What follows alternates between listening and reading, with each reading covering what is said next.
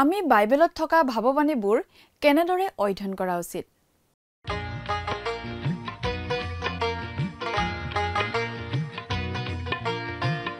আজিৰ পবিত্ৰ ক্ষণতে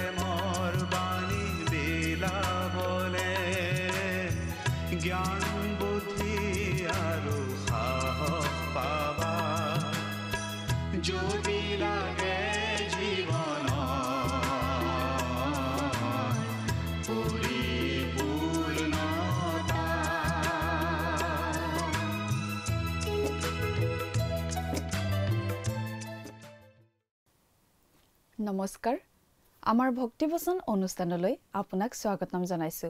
খ্ৰীষ্টীয় বিশ্বাসী লোকসকলৰ বাবে বিশেষভাৱে প্ৰস্তুত কৰা এই ভক্তিবচন অনুষ্ঠানটো হৈছে বাইবেল অধ্যয়নৰ ধাৰাবাহিক অসমীয়া অনুষ্ঠান। বাইবেলৰ গোটেই ৬৬খন পুস্তকৰে আমি ইয়াত অধ্যয়ন কৰিম।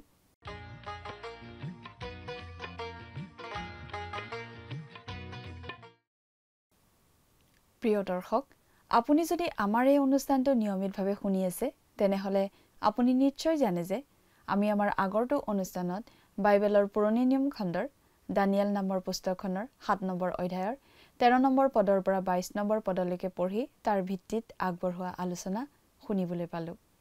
আজিৰ অনুষ্ঠানত এই দানিয়েল পুস্তকৰ ৭ নম্বৰ অধ্যায়ৰ ২৩ নম্বৰ পদৰ পৰা ২৮ নম্বৰ পদলৈকে পঢ়ি তাৰ ভিত্তিত আলোচনা আগবঢ়োৱা হ'ব।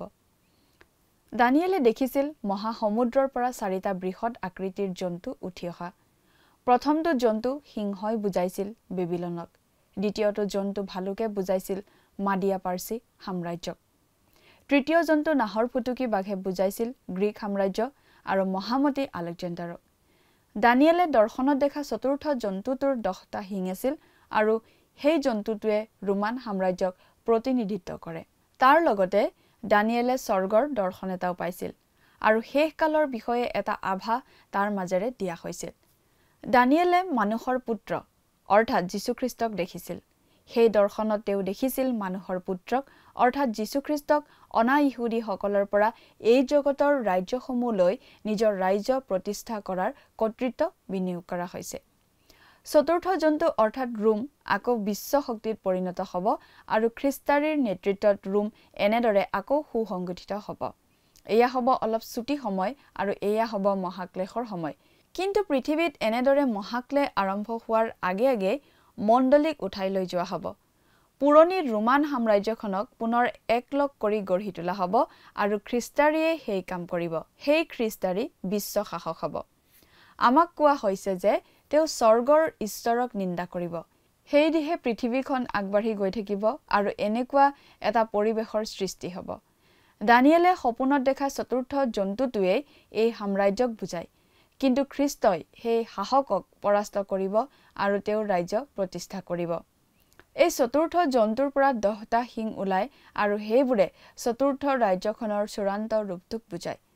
10জন ৰজা আৰু 10খন ৰাজ্য লগ লাগি এখন সাম্ৰাজ্য। এই ৰজাসকলৰ প্ৰত্যেকেই এটা ৰাজ্যক প্ৰতিনিধিত্ব কৰে। তাৰ পাছত একাদশ ৰজা সৰু শিঙৰ জন্ম হ'ব। তেওঁ 3জন ৰজাক বশ কৰি সমগ্ৰ বিশ্বৰ একনায়কত্ববাদী হৈ পৰিব। তেওঁৱে হ'ব পাপপুৰুষ খ্ৰীষ্টাৰী আৰু তেওঁ 7 বছৰীয়া মহাক্লেশৰ সময়ছোৱাত জগতখন শাসন কৰিব। আহকচোন এতিয়া আমি মূল আলোচনাটোৰ মাজলৈ আগবাঢ়ি যাওঁ। আমাৰ পৰম পবিত্ৰ প্ৰভু যীশুখ্ৰীষ্টৰ নামত নমস্কাৰ প্ৰিয় শ্ৰোতা।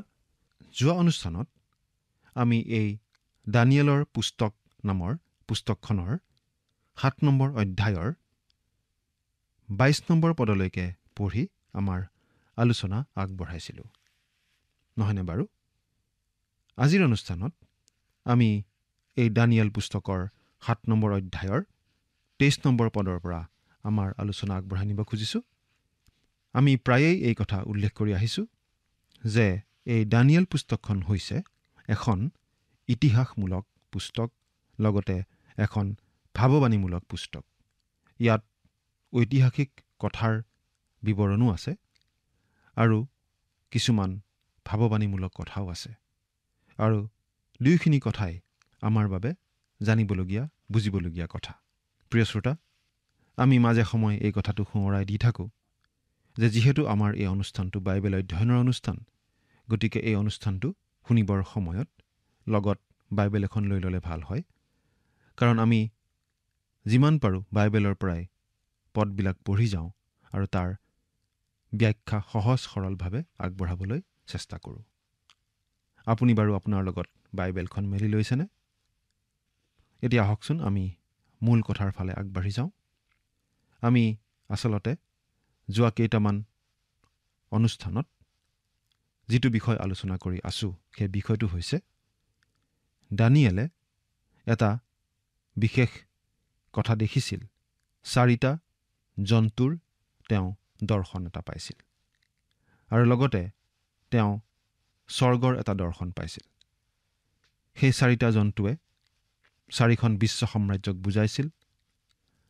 আনফালে স্বৰ্গত যি তেওঁ দৰ্শনটো পাইছিল, তাৰ যোগেদি পৃথিৱীত নামি আহিবলগীয়া মহাক্লেশৰ যুঁজা স্বৰ্গত চলি থকা এনেকুৱা এটা ধাৰণা আমি পাইছিলোঁ।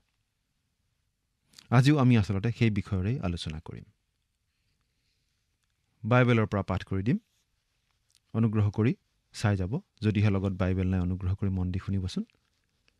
দানিয়েল 7 নম্বৰ অধ্যায়ৰ 23 নম্বৰ পদ প্ৰথমতে পাঠ কৰি দিছোঁ।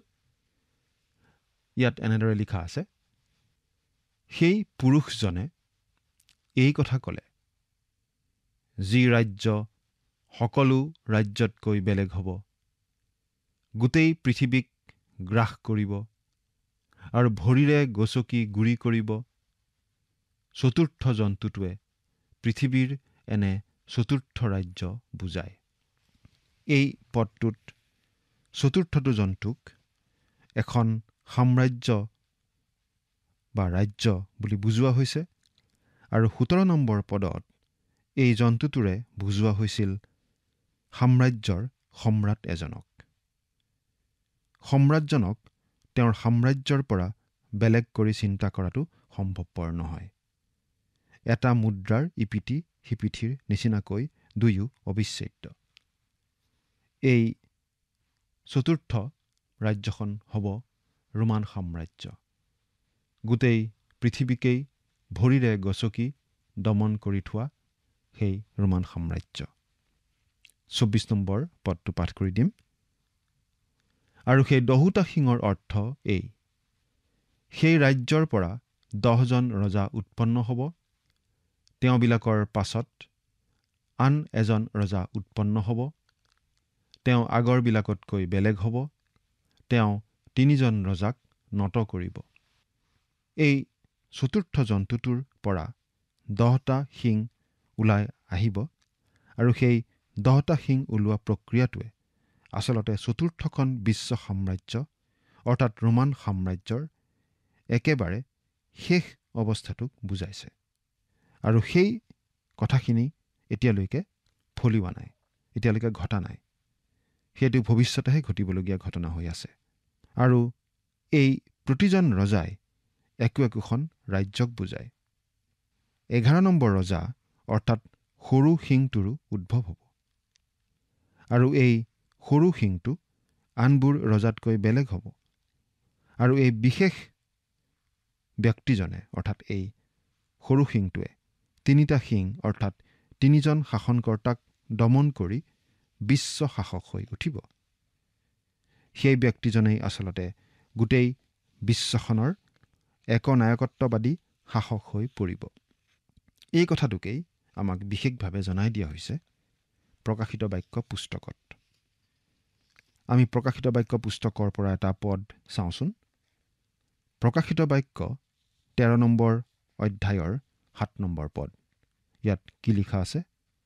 আৰু পবিত্ৰ লোকে সৈতে যুদ্ধ কৰি তেওঁবিলাকক জয় কৰিবলৈ তাক শক্তি দিয়া হ'ল, আৰু সকলো ফৈদ, লোক, ভাষা আৰু জাতিবিলাকৰ ওপৰত তাক ক্ষমতা দিয়া হ'ল।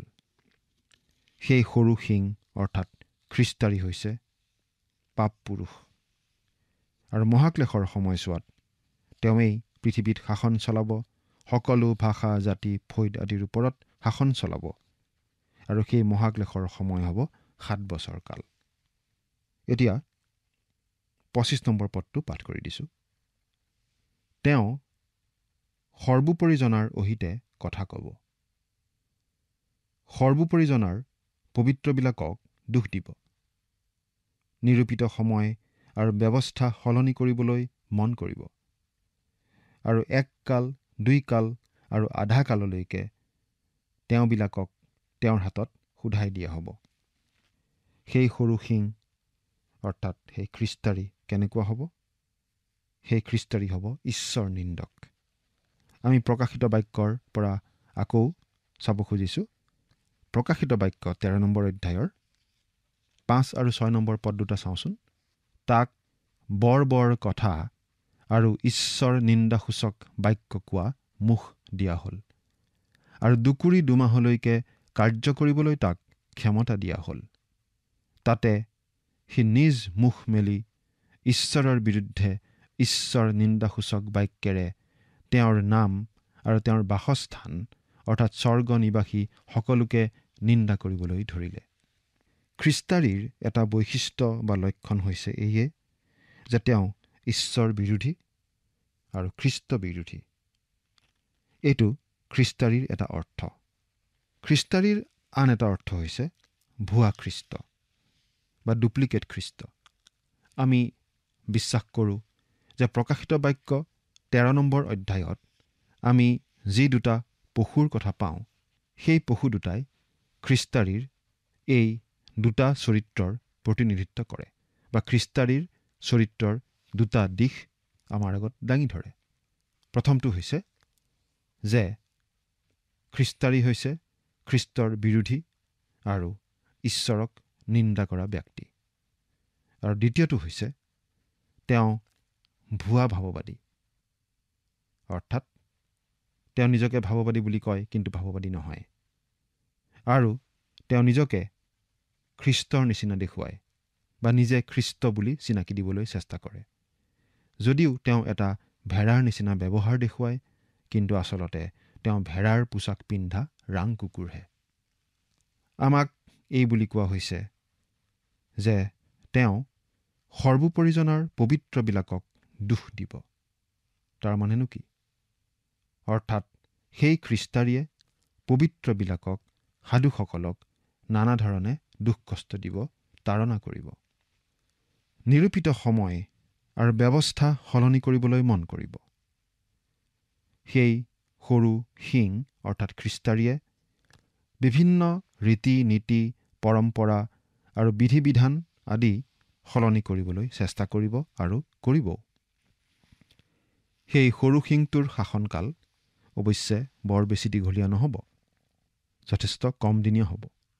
কাৰণ আমাক এই বুলি জনাই দিয়া হৈছে যে 1 কাল, 2 কাল আৰু আধা কাললৈকে তেওঁবিলাকক তেওঁৰ হাতত সোধাই দিয়া হ'ব। তাৰমানে কি বাৰু? 1 কাল মানে হৈছে এবছৰ, 2 কাল মানে হৈছে 2 বছৰ, আৰু আধা কাল মানে হৈছে আধা বছৰ, অৰ্থাৎ সৰ্বমুঠ 3.5 বছৰ। 7 বছৰীয়া মহাক্লেশৰ দ্বিতীয় ভাগত, অৰ্থাৎ শেষৰ 3.5 বছৰত সেই সৰু সিঙে পৃথিৱীত শাসন আৰু উৎপাত চলাব। এতিয়া 26 নম্বৰ পদটো পঢ়ি দিম।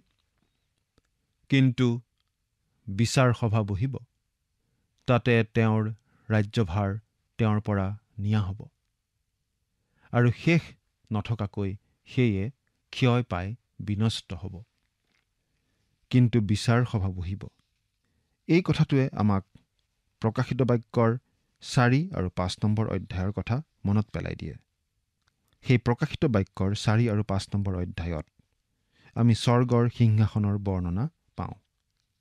কেন্দ্ৰত থকা মূল সিংহাসনত বহা জনা আৰু বিচাৰৰ ৰায় কাৰ্যত পৰিণত কৰোতা মেৰ পোৱালী অৰ্থাৎ যীশুখ্ৰীষ্ট আৰু ঈশ্বৰৰ দ্বাৰা সৃষ্ট আৰু পৰিত্ৰাণ লাভ কৰা স্বৰ্গত থকা সকলো সৃষ্টিৰ মাজত এই কথাত একমত আৰু সিদ্ধান্ত লোৱা হ'ব যে সেই পশু অৰ্থাৎ খ্ৰীষ্টাৰীক দমন কৰা হওক, সেই খ্ৰীষ্টাৰীৰ শাসন শেষ কৰা হওক, আৰু সেই খ্ৰীষ্টাৰীৰ সুধ বিচাৰ কৰা হওক। বিচাৰ সভা বহিব। এইটো কোনেও সলনি কৰিব নোৱাৰে। এই বিচাৰ মহাক্লেশৰ সময়ছোৱাৰ মাজত চলি থাকিব আৰু চূড়ান্ত ৰূপ ধাৰণ কৰি সামৰণি পৰিব পৃথিৱীত তেওঁৰ ন্যায় শাসন প্ৰতিষ্ঠা কৰিবলৈ খ্ৰীষ্ট যেতিয়া আকৌ আহিব তেতিয়া। আৰু এনেদৰেই পৰজাতীয় লোকৰ দিন বা জাতিবিলাকৰ দিন বা কালৰ অন্ত পৰিব, সামৰণি পৰিব। এই পৰজাতীয় লোকৰ কালৰ আৰম্ভণি হৈছিল নবুখদনেজৰ ৰজাৰ পৰা, সেই প্ৰথমখন বিশ্ব সাম্ৰাজ্যৰ পৰা, আৰু খ্ৰীষ্টৰ পুনৰাগমনৰ দিন পৰ্যন্ত এই কাল চলি থাকিব। এতিয়া আমি 27 নম্বৰ পদটো চাওঁ হওক। ৰাজ্যভাৰ আৰু ৰাজশাসন আৰু গোটেই আকাশমণ্ডলৰ তলত থকা ৰাজ্যবিলাকৰ মহিমা সৰ্বোপৰিজনাৰ পবিত্ৰ প্ৰজাবিলাকক দিয়া হ'ব। তেওঁৰ ৰাজ্য অনন্ত কাললৈকে থকা ৰাজ্য, আৰু সকলো শাসনকৰ্তাই তেওঁক সেৱা কৰিব আৰু তেওঁৰ আজ্ঞা পালন কৰিব। ইয়াত সেই অনন্তকলীয়া ৰাজ্যৰ কথা কোৱা হৈছে, যি ৰাজ্য প্ৰথমতে 1000 বছৰীয়া ৰাজ্য হিচাপে স্থাপিত হ'ব প্ৰভু যীশুখ্ৰীষ্টৰ দ্বাৰা এই পৃথিৱীত, আৰু তাৰ পাছত সেই ৰাজ্য অনন্তকাল ধৰি চলি থাকিব।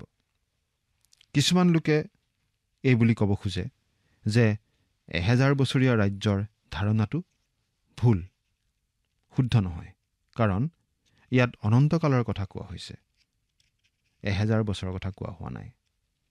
কিন্তু আচলতে সেই 1000 বছৰীয়া সময়খিনি এটা বিশেষ সময়, যি সময়ত জগতৰ মানুহক খ্ৰীষ্টৰ শাসনৰ সোৱাদ দিয়া হ'ব। আৰু তাৰ পাছত হ'ব বগা সিংহাসনত বহি খ্ৰীষ্টই কৰা বিচাৰ। আৰু তাৰ পাছতেই সেই ৰাজ্য অনন্তকাল ধৰি চলি থাকিব। আদিমণ্ডলীৰ এজন বিখ্যাত সাধুৱে এনেদৰে মন্তব্য কৰিছিল, সেই খ্ৰীষ্টাৰীয়ে এই পৃথিৱীৰ সকলো লণ্ডভণ্ড কৰাৰ পাছত তেওঁ ৩.৫ বছৰ ধৰি শাসন চলাব আৰু জেৰুজালেমৰ মন্দিৰত বহিব। তাৰ পাছত প্ৰভু স্বৰ্গৰ পৰা আহিব মেঘৰথত উঠি পিতৃৰ মহিমা জ্যোতিৰে। সেই খ্ৰীষ্টাৰী আৰু খ্ৰীষ্টাৰীৰ অনুগামীবোৰক অগ্নিৰ সৰোবৰলৈ পঠাব আৰু ৰাজ্য স্থাপন কৰিব। সেই শান্তি, সেই বিশ্ৰাম, পবিত্ৰ বিশ্ৰামৰ দিনৰ সূচনা কৰিব। অব্ৰাহামক প্ৰতিজ্ঞা কৰা সেই ৰাজ্য পুনৰ সংস্থাপিত হ'ব, যি বিষয়ে প্ৰভুৱে এনেদৰে প্ৰতিজ্ঞা কৰিছিল, পূব আৰু পশ্চিমৰ পৰা অনেক লোক আহি অব্ৰাহাম, ইছহাক আৰু জাকুবৰ সৈতে একেলগে বহিব। গতিকে প্ৰভু যীশুখ্ৰীষ্ট এই পৃথিৱীলৈ আহি ইয়াত 1000 বছৰীয়া শাসনৰ সূচনা কৰিব বুলি বিশ্বাস কৰা কথাটো আদিমণ্ডলীৰ মাজতো চলিছিল। এজন বিখ্যাত ইতিহাসবিদে এই বুলি মন্তব্য কৰিছিল, নাইচিন যুগৰ আগৰ সময়ছোৱাৰ ভৱিষ্যৎবাণী বিষয়ৰ এটা বিশেষত্ব এই আছিল যে তেওঁলোকে এই কথা বিশ্বাস কৰিছিল যে খ্ৰীষ্টই সকলোৱে দেখাকৈ গৌৰৱ মহিমাৰে এই পৃথিৱীলৈ আহিব। ইতিমধ্যেই এই পৃথিৱীৰ পৰা উত্তোলিত হোৱা সাধুসকলৰ সৈতে পৃথিৱীত 1000 বছৰীয়া শাসন চলাবৰ কাৰণে। তাৰ পাছতহে আন লোকসকলৰ মৃত্যুৰ পৰা পুনৰুত্থান হ'ব আৰু বিচাৰ হ'ব। এই বিষয়টো মণ্ডলীৰ বিশেষ বিশ্বাস উক্তি নাইবা কোনো উপাসনা প্ৰণালীত সন্নিৱিষ্ট কৰি থোৱা তাত্ত্বিক বিষয় নাছিল, কিন্তু সুপ্ৰতিষ্ঠিত শিক্ষকসকলৰ মাজত বহুলভাৱে প্ৰচলিত বিশ্বাস আছিল। গতিকে আজি আমিয়েই কেৱল নহয়, 2000 বছৰ ধৰি বৃহৎ সংখ্যক শিক্ষক পণ্ডিতেও এই কথাটো বিশ্বাস কৰি আহিছে যে প্ৰভু যীশুখ্ৰীষ্ট আহি এই পৃথিৱীত 1000 বছৰীয়া শাসন প্ৰতিষ্ঠা কৰিবহি আৰু সেই শাসনেই পিছত গৈ অনন্তকলীয়া ৰাজ্যত বিলীন হৈ পৰিব। বাইবেলত আমি এনেদৰেই বুজিছোঁ। এতিয়া আমি এই 7 নম্বৰ অধ্যায়ৰ শেষৰটো পদ অৰ্থাৎ 28 নম্বৰ পদটো পঢ়োঁ। এইখিনিতে বৃত্তান্তটি শেষ। দানিয়েল যি মই, মোৰ চিন্তাই মোক বৰ ব্যাকুল কৰিলে আৰু মোৰ মুখ বিৱৰ্ণ হ'ল, কিন্তু মই সেই কথা মনত ৰাখিলোঁ। দানিয়েলে এই দৰ্শনকেইটাৰ কথা তেওঁৰ বন্ধুকেইজনৰ আগত কোৱা নাছিল, এই বুলি আমি অনুমান কৰিব পাৰোঁ। কিয় বাৰু?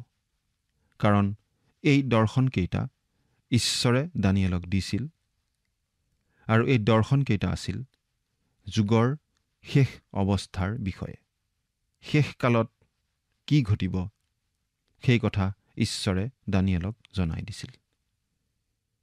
এই দৰ্শনকেইটা দেখি দানিয়েলৰ মনত যথেষ্ট উগুল থুগুল অৱস্থাৰ সৃষ্টি হৈছিল। এই দৰ্শনকেইটাৰ যোগেদি দানিয়েলে যিখিনি কথা জানিব পাৰিছিল আৰু বুজিব পাৰিছিল, সেইখিনিয়ে দানিয়েলৰ মনত গভীৰভাৱে ৰেখাপাত কৰিছিল আৰু দানিয়েলৰ চিন্তাধাৰা, ধ্যান ধাৰণাই সলনি কৰি পেলাইছিল। এই কথাবোৰ তেওঁ আগতে কেতিয়াও জনা নাছিল। তেওঁ এনেধৰণে কথাবোৰ কেতিয়াও চিন্তা কৰিও চোৱা নাছিল। এই গোটেই কথাবোৰ তেওঁৰ বাবে একেবাৰে নতুন কথা যেন আছিল। গতিকে তেওঁৰ শৰীৰ আৰু মন দুয়োটাতেই এই দৰ্শনকেইটাই বিশেষভাৱে প্ৰভাৱ পেলাইছিল। তেওঁ মানসিকভাৱে একেবাৰে ভাগৰি পৰিছিল। তেওঁ ব্যাকুল হৈ পৰিছিল, তেওঁৰ মুখ বিৱৰ্ণ হৈছিল। দানিয়েলে দেখা এই দৰ্শনৰ যোগেদি ঈশ্বৰে দানিয়েলক ভৱিষ্যতৰ বিষয়ে বিশেষভাৱে জনাই দিছিল। ঈশ্বৰে নিজৰ যি আঁচনি সেই আঁচনিৰ কথা জনাই দিছিল। ভৱিষ্যতে কি ঘটিব সেই কথা ঈশ্বৰে জনাই দিছিল। আৰু আজি আমি এই ভাৱবাণীবোৰ অধ্যয়ন কৰোঁতে কেনেদৰে বা কেনে মনোভাৱেৰে অধ্যয়ন কৰা উচিত? বহুতো মানুহে এই ভাৱবাণীবোৰ অধ্যয়ন কৰে কেৱল নিজৰ সন্তুষ্টিৰ কাৰণে, স্বাৰ্থপৰৰ নিচিনাকৈ নিজৰ জ্ঞান বৃদ্ধিৰ কাৰণেহে তেওঁলোকে এই ভাৱবাণীবোৰ পঢ়ে, বা হয়তো তথাকথিত জ্ঞানৰ ভাণ্ডাৰ বৃদ্ধি কৰিবলৈ বহুতে পঢ়ে, বা হয়তো বহুতে নিজৰ অনুসন্ধিৎসু মনক শান্ত কৰিবলৈ এই ভাৱবাণীবোৰ পঢ়ে। কাৰণ ভৱিষ্যতে কি ঘটিব সেইটো জানিবলৈ সকলো মানুহৰেই কম বেছি পৰিমাণে মন যায়, আৰু মন যোৱাটো স্বাভাৱিক কথা। কিন্তু বাইবেলত থকা ভাৱবাণীসমূহ আমি অধ্যয়ন কৰাৰ উদ্দেশ্য এইটো হ'ব নালাগে। ঈশ্বৰে বাইবেলত এই ভাৱবাণীবোৰ আমাৰ বাবে বিশেষ উদ্দেশ্যতহে ৰাখিছে। এই ভৱিষ্যৎবাণীমূলক ভাৱবাণীবোৰ আমি অধ্যয়ন কৰিব লাগে প্ৰাৰ্থনাপূৰ্ণ হৃদয়েৰে, আৰু এইবোৰৰ পৰা আমি আমাৰ আত্মিক জীৱনৰ কাৰণে প্ৰয়োজনীয় শিক্ষা আহৰণ কৰিব লাগে। এনে উদ্দেশ্যেৰে ভক্তিপূৰ্ণভাৱে প্ৰাৰ্থনাশীল হৃদয়েৰে এনে ভাৱবাণীবোৰ অধ্যয়ন কৰিলে বিশ্বাসকাৰীজনৰ জীৱনত বিশেষ পৰিৱৰ্তন আহিবই। আপুনি বাৰু এই যিখিনি কথা পঢ়িছে আৰু বুজিছে, এই কথাখিনিয়ে আপোনাৰ জীৱনত কেনেধৰণে প্ৰভাৱ পেলাইছে চিন্তা কৰি চাওকচোন। ঈশ্বৰে আপোনাক আশীৰ্বাদ কৰক। আমেন।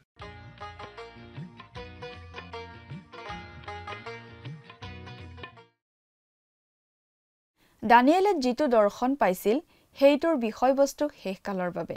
দানিয়েলে তেওঁৰ সমসাময়িকসকলৰ আগত এই দৰ্শন আৰু ইয়াৰ বিষয়বস্তু প্ৰকাশ কৰা নাছিল, কিন্তু তেওঁ দেখা এই কথাবোৰে দানিয়েলৰ মনত গভীৰভাৱে প্ৰভাৱ পেলাইছিল।